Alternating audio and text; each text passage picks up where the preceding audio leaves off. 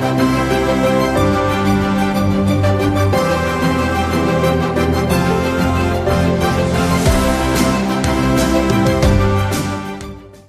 warm AGF welcome to Bhavna ma'am.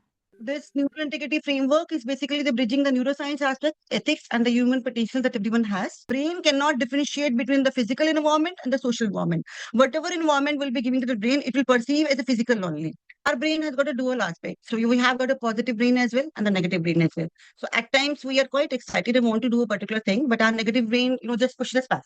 So that is the duality we have in our brain. So we are, how can we, handle our brain in a way that, are the positive mind, it's always overrides the negative mind, and we are always pushed ahead to do whatever we want to do rather than be pushed back. There was a scientist called Daniel Kahneman. He came out with the two type of thinking. The one was the system one, the another was system two. The system one thinking is basically the reactive thinking and the fast thinking. This thinking is driven by the amygdala, our emotional part of the brain, wherein a student is responding instantly basis whatever whatever external trigger is given upon him. System two, this is the basically proactive thinking. It is a PFC driven thinking. This kind of thinking involves rational, all analyzing the thoughts rationally, basis basic logic, evidences. So once this thinking comes into practice, we have got all conscious responses coming up. The basic strategy is the pause point system. The pause point. So we just need to make them understand that whenever they have any kind of adrenal rush in the body, and they feel any kind of impulse for going ahead with any kind of either reduction or addiction or any kind of thing that seems to get attracted towards them, just they need to give them a 5-second pause. During this 5-second pause, the PFC will get activated. And the PFC will ask once the PFC, since being it's a rational mind, it will ask them a logical question whether it is correct, whether it is incorrect, they need to go ahead or not. It will help them to override their impulses and make the deliberate choices. Now coming to the high level students, this is basically the most crucial stage, wherein the age group the students are basically between the range of 14 to 16, 17, and wherein the PFC is almost on the developed stage, not yet fully developed, but this basically forms the factory settings for an adult brain. We can just by applying this neural audit, we can make them understand to a better human being, to a better professional, a better a better balanced person who is able to take the sound decisions in every personal or the professional aspect. With time, the attention span will automatically get increased because we cannot ask them to focus or concentrate throughout the day. So 90 minutes is the key. The study has shown for the 90 minutes, whatever we are, if the student is performing the digital dopamine detox protocol, his performance ability gets enhanced by 50%. This study has already proved it. So we are not fighting the screen time. We are just fighting the dopamine hijacking of our developing brain. Talking about the classroom environment, how to, change the particular environment from the threat mode to safe mode.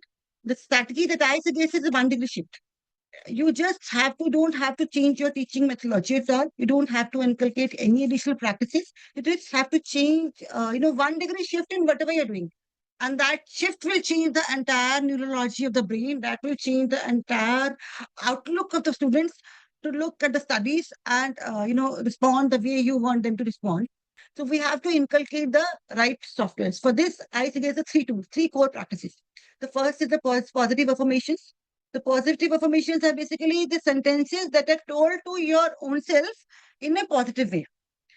It is not a wishful thinking at all.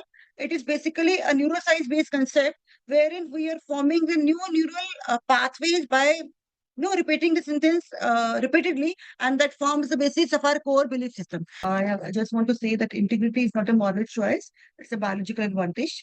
So, a neural integrity framework that I have developed, it is not just relates to one particular teaching or one particular thing, but it is basically it's a must life skill that anybody should have in order to be successful in every front, in order to be ethical, whether in the boardroom, whether in any kind of workspace, while in any domain, fraud, risk, and customer care, every domain, it basically, enables you to behave rationally, think rationally, take the sound decision, and be a better person so that you are at peace from within and you are not only sending out the positive vibes and, being and contributing to yourself by proceeding ahead in whatever sphere you are into. Thank you, Bhavna ma'am.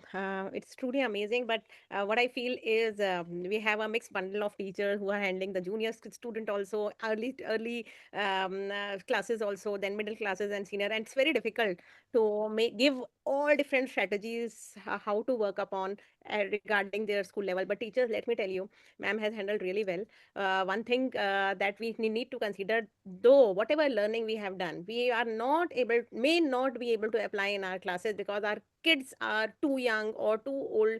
But at the same time, as a human being, as a teacher, am I getting elated or trained with whatever the discussion has happened? If yes, then definitely we have become a better educator today.